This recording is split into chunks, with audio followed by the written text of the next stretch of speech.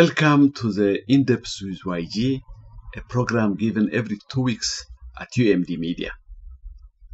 The subject matter of today will be why the emphasis on the Eritrean-Tigrayan connection. A few months ago, some concerned Eritreans founded a new organization by the name of the Seedling for Peace and Democracy in Eritrea.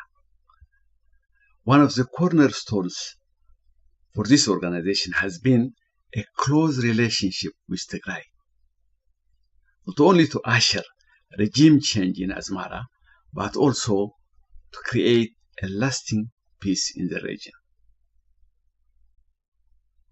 Since then, many people have been asking us in regard to this close relationship with Tigray. They have been asking us, why not with Sudan? Why not with Ethiopia, Afar, Amhara, Djibouti? Why especially with Tigray? Well, there are at least 5 reasons that I could mention. Let me start with the first one, the war itself. It is probably constructive to remember at this point that Eritrea is conducting war not, again the emphasis is on the word not, against Ethiopia, Amhara, Afar, Sudan or Djibouti, but it is against Tigray. That fact itself needs a re-examination of the Eritrean-Tigrayan relationship. This animosity has been going on for years, for decades in fact. At the beginning, during 1974 and 1991, supposedly the Gedli or the revolution years on both sides of the border, this animosity has been going on and off between EPLF and TPLF. Although at no time did it come to a full-blown out war. This full-blown out war came after independence, during 1980 and 2000 war, the border war. And now, since 2020 up to now, there is this ongoing war with Tigray. So, this new organization, namely the Seedling for Peace and Democracy in Eritrea, or in short, in Tigrinya, FELSI, keeps asking this question: why is this animosity recurring time and again? And how do we solve this problem?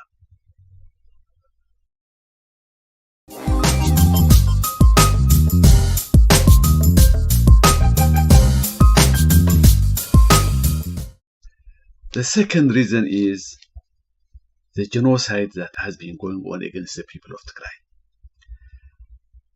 Again, we have to remind ourselves that this is not simply a war that is being conducted against Tigray, but it's also a full-blown genocide. And Eritrea has been one of the partners in crime with the Amhara and Ethiopia in conducting this genocide against the people of Tigray. We notice that there are 2 phases to this genocide. The first phase has been conducted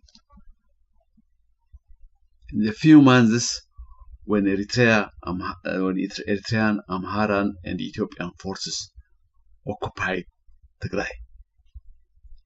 During those few months, tens of thousands of Tigrayan women were raped, tens of thousands of people, especially young men, were killed. The whole of Tigray was pillaged and destroyed. Millions were displaced from their homes, and so on and so forth. The second phase of this genocide has been and is still taking place after the eviction of these 3 forces from Tigray. In the second phase, we are looking at the siege or the encirclement of Tigray for about for more than a year, when no food aid has been allowed, or little food aid has been allowed, no medicine, no fuel, all kinds of services has been cut off, from electricity to communication services like telephone, internet, television, radio, and so forth, with the aim of finishing of what they have started in the first few months, finishing of Tigray through war, disease, and starvation. And so far, hundreds of thousands have been victims of this encirclement. Again, the Seedling for Peace and Democracy in Eritrea asks similar question. It keeps asking, where do we Eritreans fail to create these monsters that have been conducting this genocide against the people of Tigray? The first thing that we did was acknowledge that this indeed really happened, since many of them are already denying it, which is part and parcel of what genocide is. The second part is, how do we stop this ongoing genocide? And then, of course, how do we heal? How do we reconcile our peoples? The fourth part would be, how do we create a new environment where we will be able to say, never again?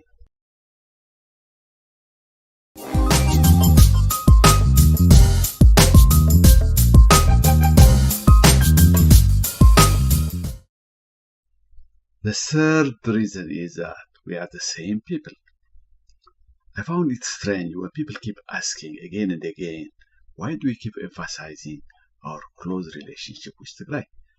They seem to miss the obvious point that we happen to be the same people on both sides of the border. In Eritrea, Tigrayans make up 55% of the population. On Tigray, probably about 98% of the population. And then there are the Sahos of Eritrea, who have their counterpart on Europe of Tigray. We have also the Kunamas, who inhabit on both sides of the border. The Afars, at least when Tigray used to have a large part of Afar on its land, which again happen to live on both sides of the border. And we could even include the Ago, Bilen in Eritrea, and many Agos in the Tembian area. Now, when you come to language, for example, Tigrinya is spoken in both Eritrea and Tigray, almost by all the people. If you consider it as a mother tongue, both Tigrinya and Tigray, which are the youngest siblings of Ge'ez, make up 85% of the language in Eritrea, while almost 100% are Tigrinya speakers in Tigray. And then there is, of course, the obvious one, the history. The Aksumite Empire, which used to inhabit both Eritrea and Tigray. If we look at this, this starts beyond in the BC area, before Christ. So the Aksumite Empire and the Habesha Kingdom that lasted until, for Eritrea, that lasted until the colonization of Italians. That era is centuries old. Now, if you look at culture, it's almost a replica of each other, similar in every imaginable way. Festivals, music, food,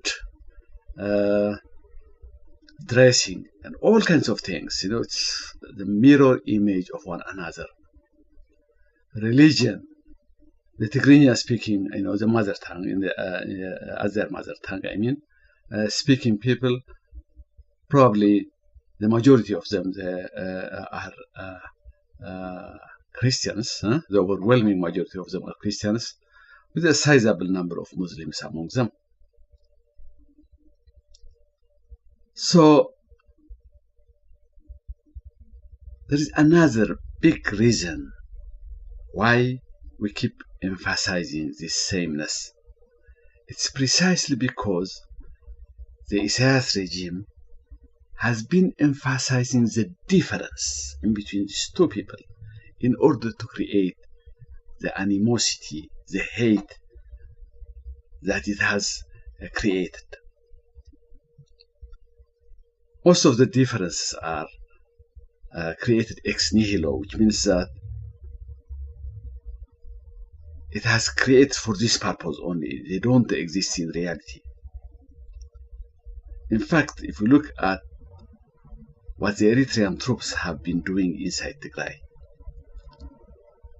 especially against religious places and historical areas, it's precisely because they want to sever the religious and historical links between these two people in order to create a difference in between the two. So while Sha'biya emphasizes a non-existent difference in order to create a wall between these two people, we in the Seedling for Peace and Democracy in Eritrea are emphasizing the similarity between these two people in order to destroy that wall of hate.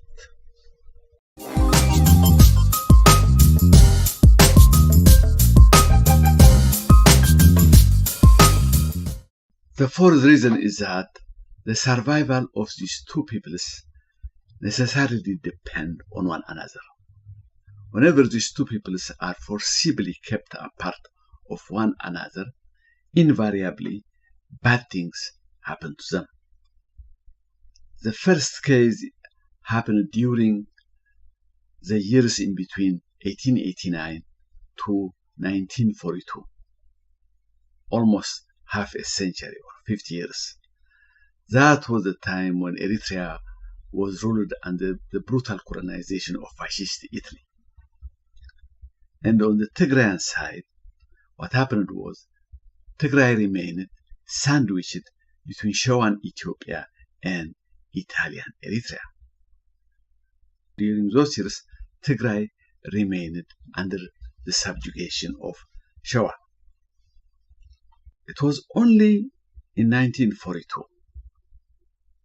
when the Italian colonization came to an end, when half the encirclement seems to have come to an end, that the Tigrayan population found a space to rebel against their Showan subjugators. That was the time when the first Wayani took place.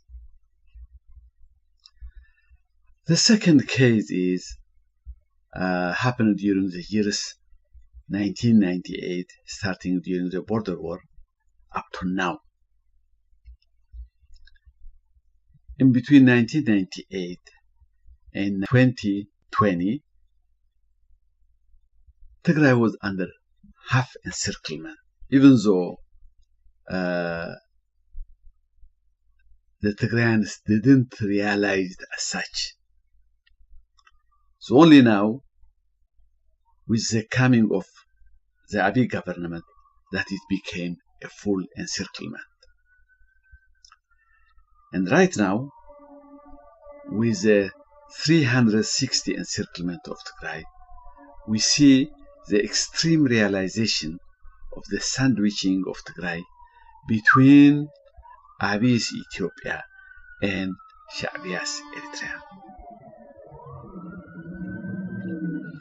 On the Eritrean side, nothing good happened in between 1988 up to now.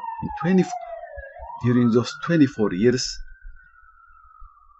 a generational genocide of epic proportion took place in Eritrea. More than 1 million young people were forced to flee their country.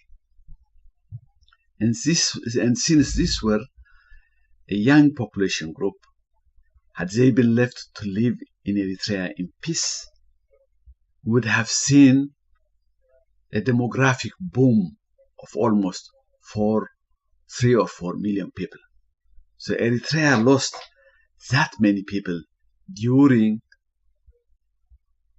24 years, the last 24 years. So we could see again that nothing good happens on both sides of the border whenever these two peoples are kept apart. Again, when it comes to our organization, the Seedling for Peace and Democracy in Eritrea, realizing that at the root of the problem is the division and the divide that happens to take in between these two peoples, it keeps asking, how do we reverse this process?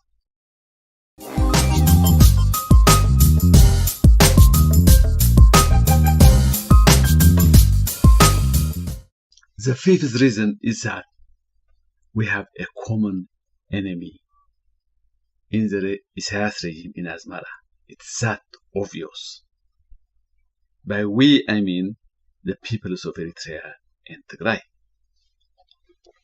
If you look at Eritrea, in the last 30 years of Sha'biya rule, it has been completely hollowed out.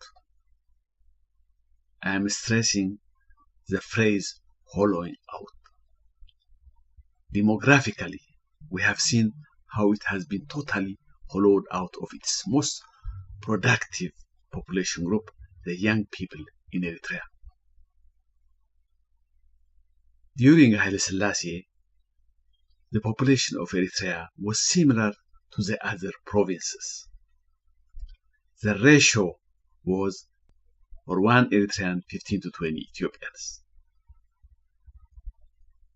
After 30 years of hollowing out, of demographically hollowing out of Eritrea, we see that while in Eritrea there are about 3.5 million,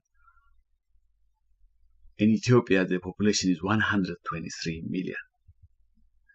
The ratio has widened into, for every 1 Eritrean, nowadays there are 35 Ethiopians.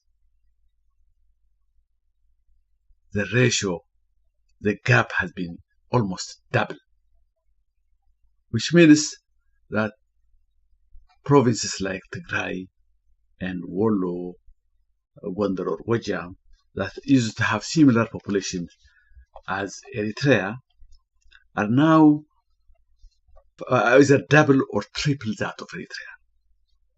In Tigray, probably double of that of Eritrea. In places like Wajam, probably about 9 million people, I suspect, which is almost triple to that of Eritrea. So you could see that demographically, Eritrea has been hollowed out.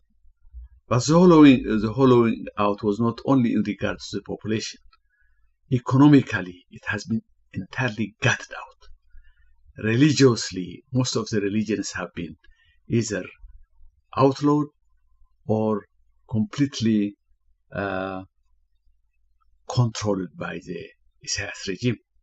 Culturally, politically, the gutting out hasn't left any sector of the society. So we could say that the Yosief regime has been very successful in hollowing out Eritrea. Similarly, in the last 2 years, what the Eritrean government has been trying to do is, through a total destruction of Tigray, through total and all-out attack against its people, its livelihoods, its religion, its history, its identity, etc., it is trying to do the same thing. It's trying to hollow out Tigray also. If that is the case, then it becomes obvious that the peoples of these two areas, Eritrea and Tigray, have to come together in ushering regime change in Asmara, because this is the formidable enemy that they have, and they have to finish it off before it finishes them off.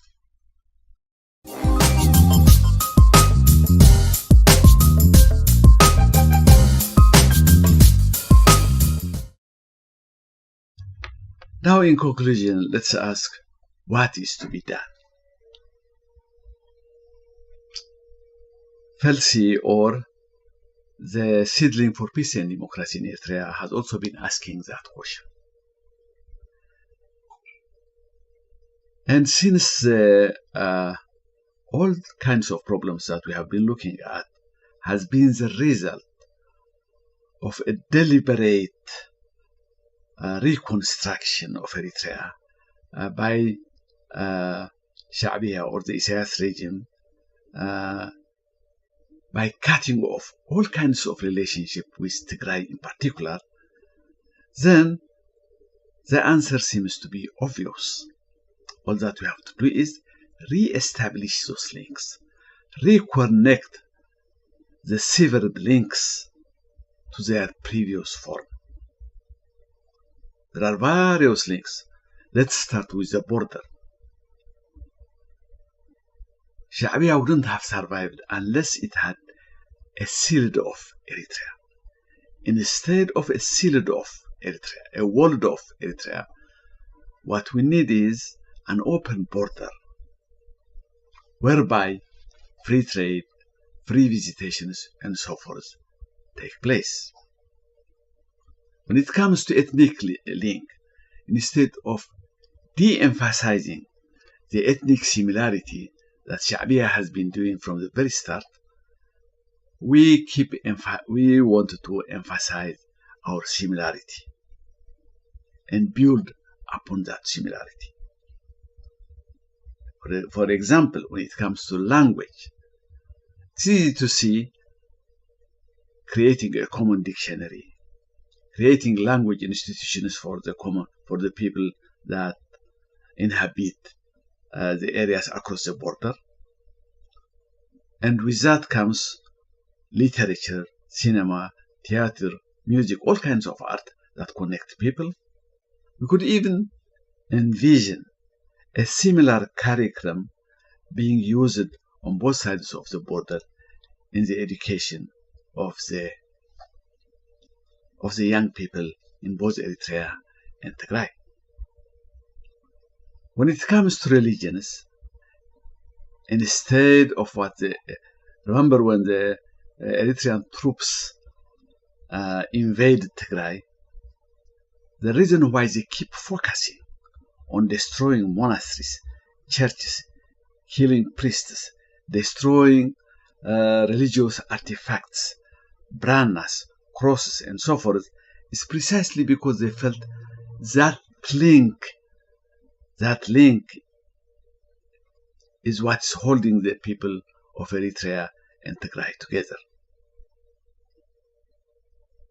So, if we are to bring these two people together, then we have to re-establish that link again. Another one is a historical link. Instead of the shallow history that the Yosief regime has been teaching Eritrean students, what we need is the deep history that took place thousands of years ago, beginning from the BC area, the Aksumite Empire, all the way to the Habesha kingdoms, has to be included into the curriculum of Eritrean students, in addition to what has happened during Italian era and afterwards. Doing that would bring those two peoples again together. The Eritrean students, the Eritrean young people will feel proud in owning their deep past. When it comes to culture again,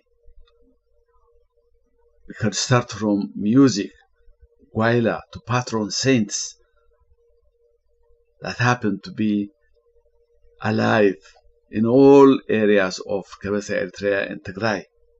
Amet Addi, the monasteries, the festivals. By stressing all that